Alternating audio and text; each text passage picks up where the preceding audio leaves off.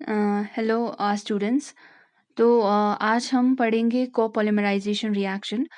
हमने पिछले क्लास मतलब लास्ट वीक में पढ़ा था कि रिएक्शंस के टाइप्स जो कि एडिशन रिएक्शंस और पॉलीकंडेंसेशन पॉलीमराइजेशन उसके बारे में हमने पढ़ा। आज हम पढ़ेंगे कोपोलिमराइजेशन। सो कोपोलिमराइजेशन किसे कहेंगे पहले तो हमें ये पता होना चाहिए, right? So copolymerization is defined as a process in which the different types of monomers join together to form polymer either in a random or in alternating sequence. कोपोलिमराइजेशन को हम इस तरीके से डिफाइन करेंगे जहां पर हम क्या इस्तेमाल करेंगे,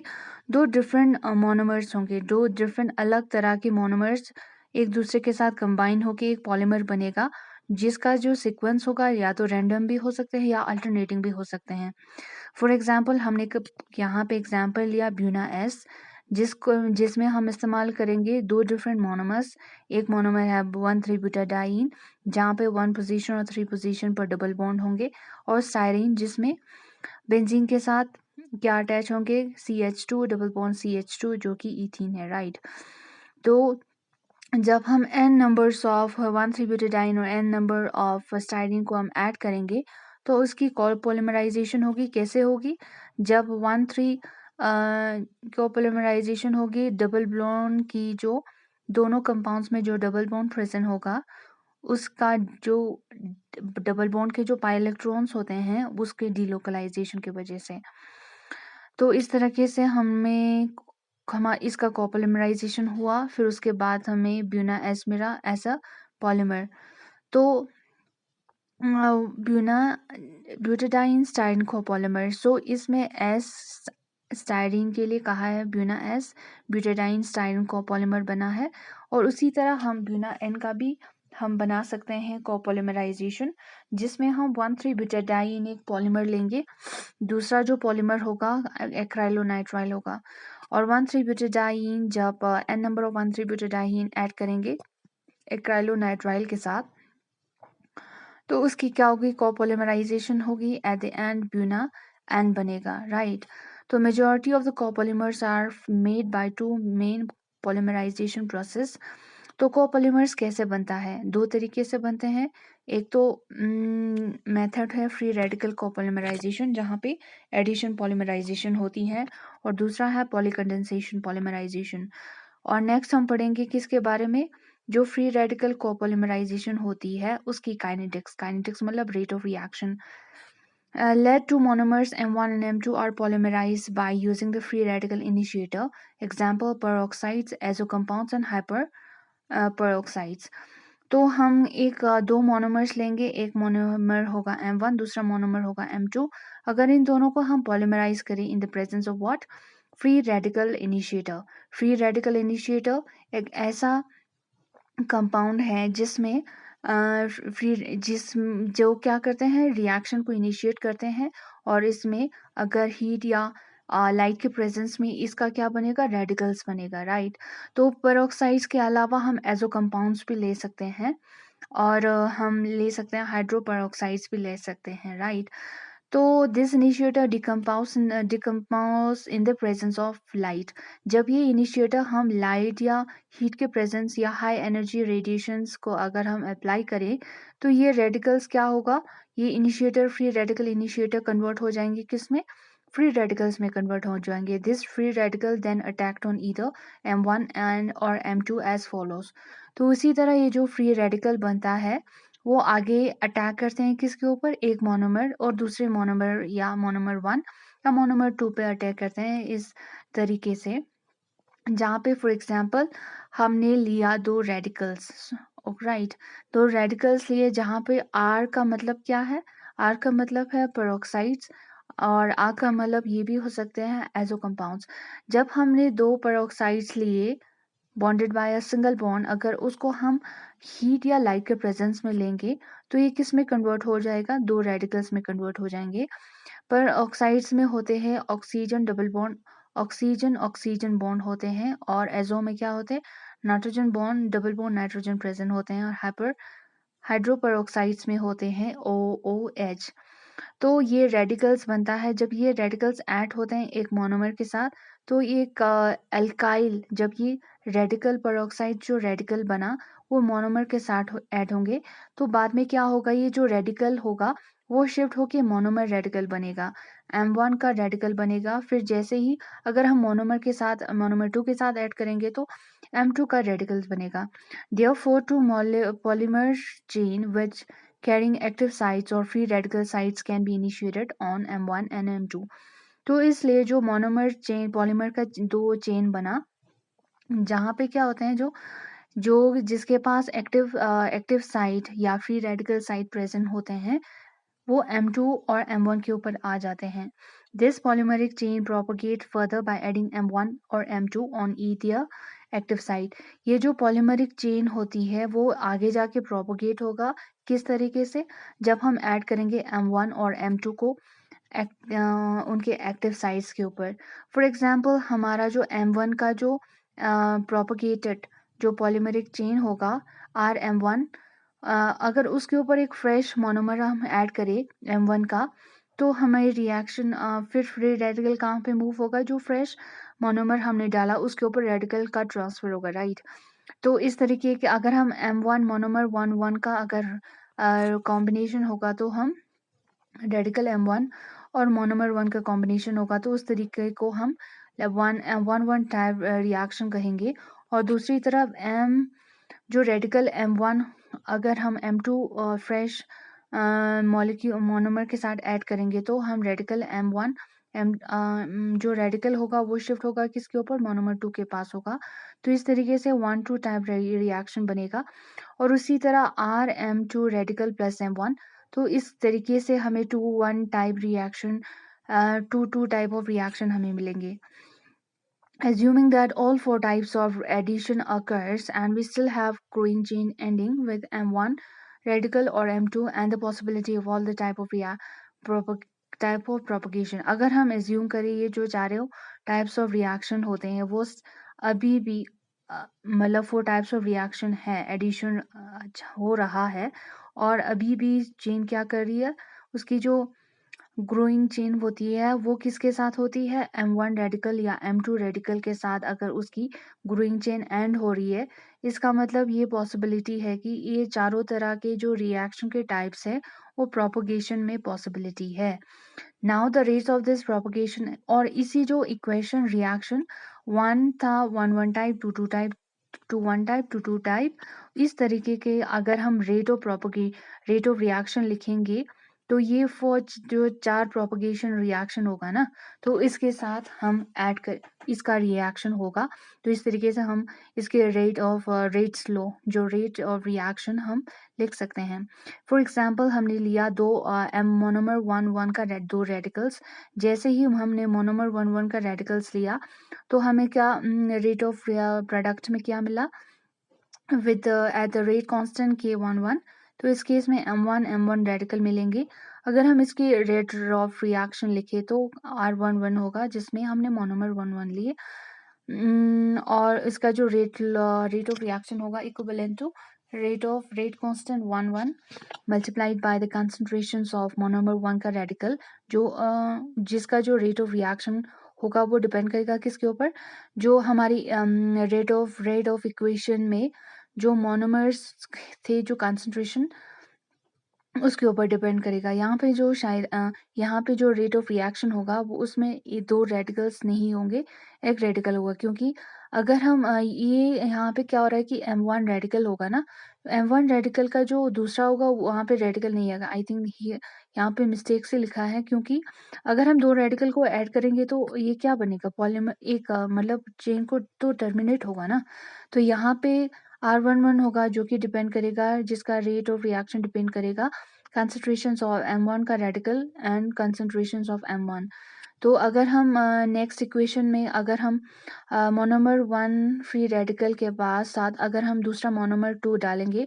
तो उसका रेट कांस्टेंट होगा K12 और इसका प्रोडक्ट बनेगा M1 M2 का रेडिकल। तो इसका रेट लो होगा कि रेट ऑफ रिएक्शन 1-2 जो कि इक्विवेलेंट होगा किसके साथ, रेट कांस्टेंट 1-2 और डिपेंड करेगा कॉन्सेंट्रेशन हमने इक्वेशंस कौन सा कंसंट्रेशंस हमने लिया मोनोमर 1 का रेडिकल और M2। उसी तरह जो थर्ड ये मिला हमें equation first equation rate of 1 to rate of 1 to 1 1 to 1 1 2 और तीसरा है रेट ऑफ इक्वेशन जहाँ पे हमने M2 का मोनोमर लिया और एक दूसरा फ्रेश M1 का मोनोमर डाला तो उसका जो रेट कांस्टेंट होगा रेट ऑफ रिएक्शन होगा इक्विवेलेंट टू किसके ऊपर डिपेंड करेगा वो डिपेंड करेगा R to 1 equivalent to K to 1 concentrations of the reactant that is the M2 radicals और M1 का concentrations के ऊपर उसी तरह हमने equations R2 को भी इस तरह से लिया अब हम क्या assume करेंगे assume that free radical activity is independent of the chain length अगर हम ये assume करें जो रेडिकल का जो रिएक्शन है अगर वो चेन लेंथ पर डिपेंड ना करता हो तो reactivity depends only on the n monomer unit जो कि एक्टिव साइड है अगर हम ऐसा माने कि ये चेन लेंथ के ऊपर डिपेंड नहीं करता जो रेडिकल्स की जो रिएक्टिविटी होती है इसका मतलब ये है कि जो रिएक्टिविटी है वो किसके ऊपर डिपेंड करेगा जो मोनोमर हमने लिया था उसका जो एन मोनोमर यूनिट है जो कि एक्टिव साइड है उसके ऊपर डिपेंड करेगा and not on the number of the monomer units in the chain और किसके ऊपर डिपेंड नहीं करेंगे कितने number of the monomer unit है एक चेन में उसका ऊपर डिपेंड नहीं करेगा किसके ऊपर डिपेंड करेगा कि जो एंड मोनोमर यूनिट या तो जो एक्टिव साइट्स है वो क्या है उसके ऊपर डिपेंड करेगा right the rate at which the monomer M1 and M2 are consumed during the course of propagation can be expressed as follows अब क्या होगा जो रेट ऑफ रिएक्शन होगा ठीक है जो रेट ऑफ रिएक्शन होगा मोनोमर M1 और M2 का जो मोनोमर मान लो हमने कंज्यूम कर लिया ड्यूरिंग द कोर्स जैसे जैसे मतलब रिएक्शन का प्रोपोगेट हुआ मान लो हमने कंज्यूम कर लिया M1 और M2 का मोनोमर तो हम इस रेट ऑफ रिएक्शन को मोनोमर 1 और 2 का रेट ऑफ रिएक्शन को हम जो इक्वेशन 5 और 6 में लिखा है उसकी तरह हम रिप्रेजेंट करेंगे यहाँ पे नेगेटिव क्यों लिखा है क्योंकि जब जैसे जैसे दो रिएक्टेंट्स मोनोमर्स जब कंबाइन होते हैं तो रिएक्टेंट का जो कंसंट्रेशन होती है वो कम होती जाती है और जो प्रोडक्ट का जो कंसंट्रेशन है वो बढ़ती जाती है तो हम रेट ऑफ रिएक्शन को लिखेंगे minus D concentration of M1 divide by dt that is equivalent जो डिपेंड करता है रेट कांस्टेंट के ऊपर 1 1 और 2 1 के ऊपर राइट तो उसका जो रेट ऑफ रिएक्शन M1 का होगा या M1 रेडिकल और M1 का कंसंट्रेशन प्लस K21 M2 का रेडिकल M1 का कंसंट्रेशन उसी तरह हम M2 का जो रेट ऑफ रिएक्शन है M मोनोमर 2 का उसका हम लिखेंगे इक्वेशन नंबर 6 की तरह ठीक है एज्यूमिंग स्टेडी स्टेट अगर हम एक ऐसा मान ले जो स्टेडी स्टेट मतलब कि अगर पर्टिकुलर रिएक्शन एक यूनिफॉर्मली स्टेट पर अगर आते हैं तो इक्विलिब्रियम स्टेट पे आते हैं तो रेट ऑफ पर्टिकुलर जो एंड चेन एंड होती है वो डिसअपियरिंग होने का जो रेट होता है वो अगर इक्विवेलेंट हो किसके साथ जो सेम चेन एंड बनती है उसका जो बनने का जो रेट है उसके साथ जो चेन बनती है एंड उसका बनने का और चेन जो इस्तेमाल होके डिसअपियर हो रही है मोनोमर्स का डिसअपियरेंस और फॉर्मेशन ऑफ द पॉलीमर उसका रेट अगर इक्विवेलेंट हो जाए इक्विलिब्रियम आ जाए तो इस केस में क्या होगा कि जो रेट ऑफ रिएक्शन होगा K12 concentrations of M1 radical multiplied by concentration M2 वो इक्विवेलेंट होगा किसके साथ concentrate constant two 1 multiplied by concentrate वो डिपेंड करेगा कंसंट्रेशन टू 1 और M जब मान लो ये दोनों अगर रेट अगर इक्विवेलेंट हो जाए तो ये दोनों भी इक्विवेलेंट हो गए राइट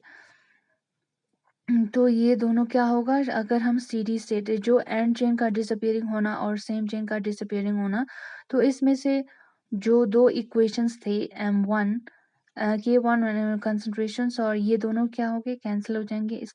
इसके वजह से ये दोनों इक्वल होंगे राइट तो इस केस में ये दोनों इक्वल होंगे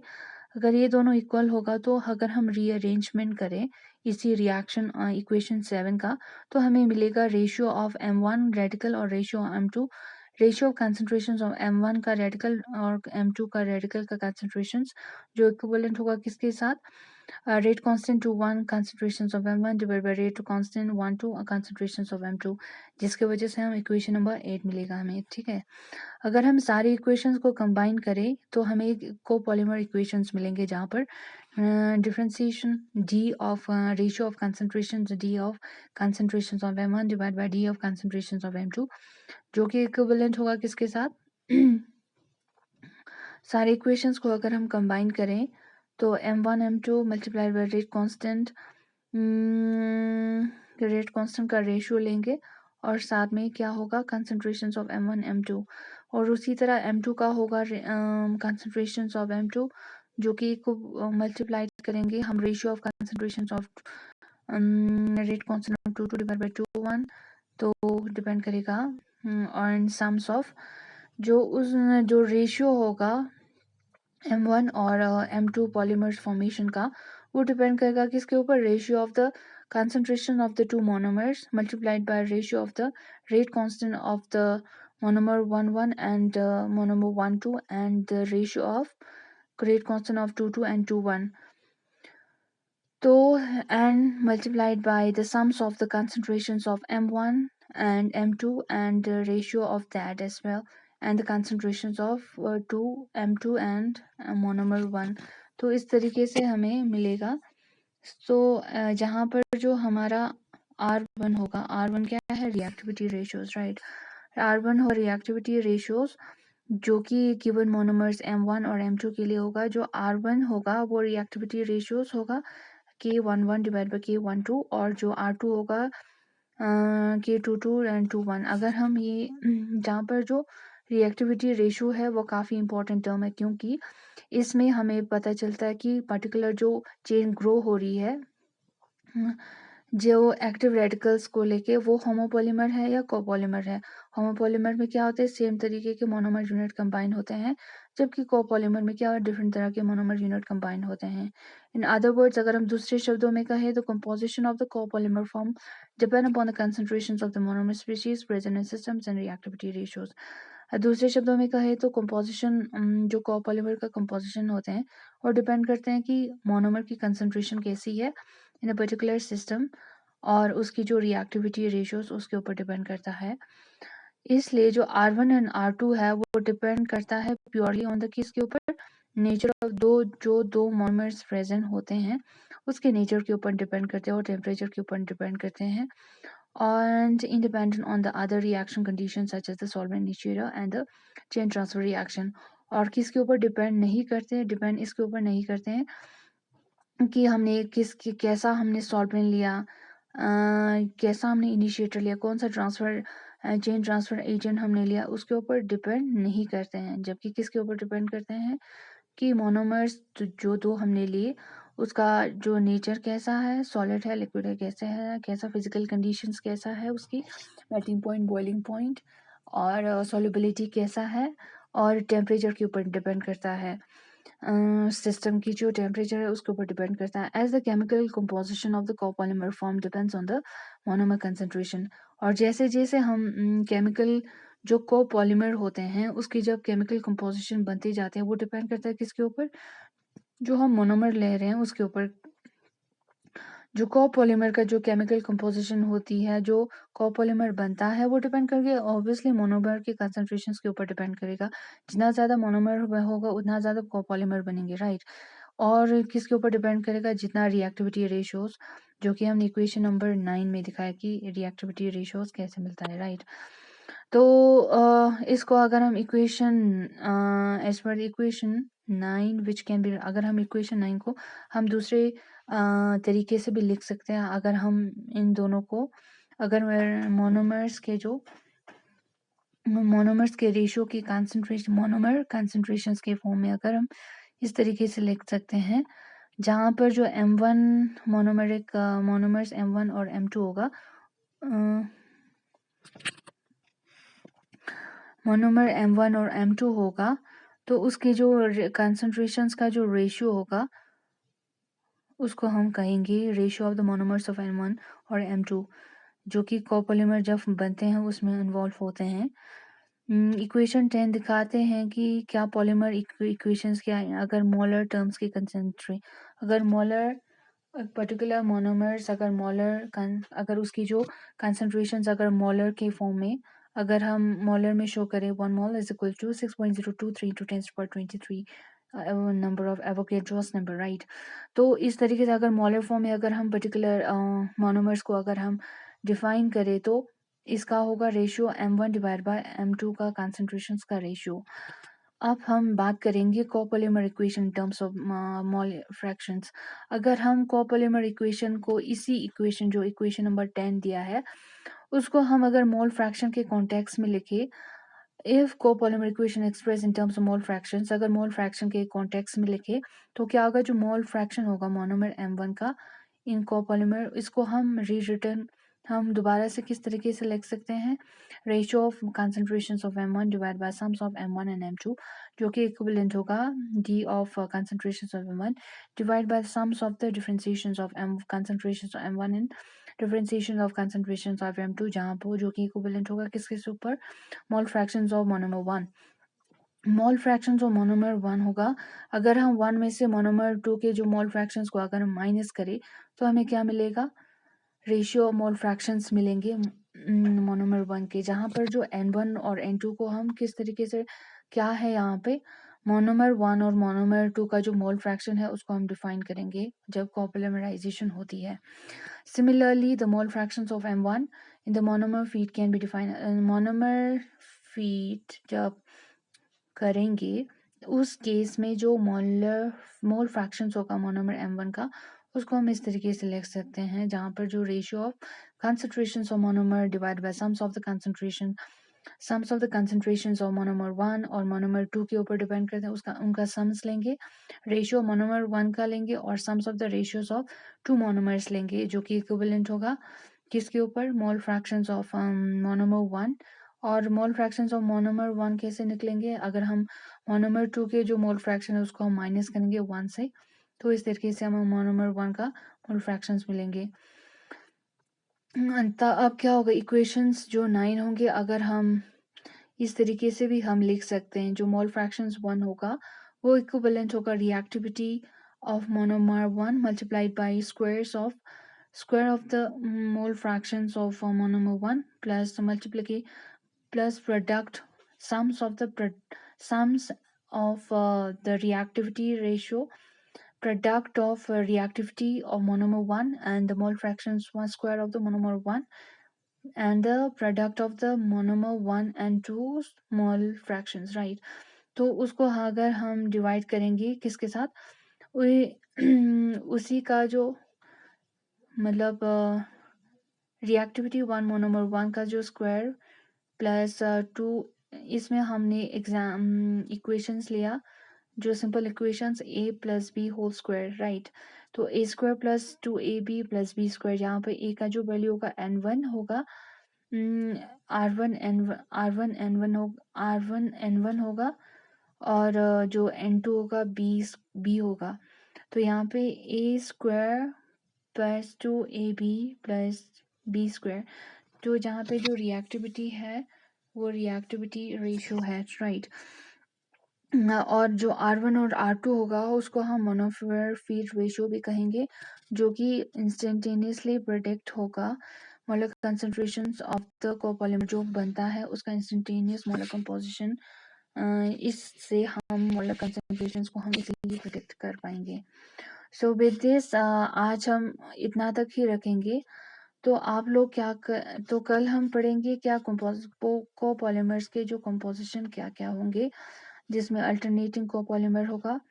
random type of copolymer, block copolymer बनेगा, ग्राफ्ट कोपॉलीमर। तो धीरे धीरे हमें इनऑर्गेनिक पॉलीमर्स करना है। तो इसके साथ हमारा ये कोपॉलीमराइजेशन का चैप्टर खत्म होता है। तो पॉसिबली नेक्स्ट संडे जो कमिंग संडे या नेक्स्ट संडे को हमारा इस चैप्टर जो पॉलीमराइजेशन होगा उसका पेपर होगा, और आगे का जो यूनिट्स होंगे आप उनको भी पढ़ते रहना, क्योंकि पता नहीं मे बी आप लोग का पेपर भी जल्दी होने का चांसेस है, तो अभी से पढ़ लेना, क्योंकि बाद में मतलब आसान होगा, राइट। सो जब अगर हम एक डे पढ़ेंगे तो it becomes very difficult for us to prepare. So अगर हम एक एक यूनिट्स करके पढ़ेंगे अगर आप लोग चाहते हो कि मतलब एक-एक करके सारे यूनिट्स का थोड़ा ये टेस्ट जैसा होगा so that you all can prepare, तो मुझे व्हाट्सएप पे मैसेज करना एग्री और not. So with this we are end with our class. Thank you so much.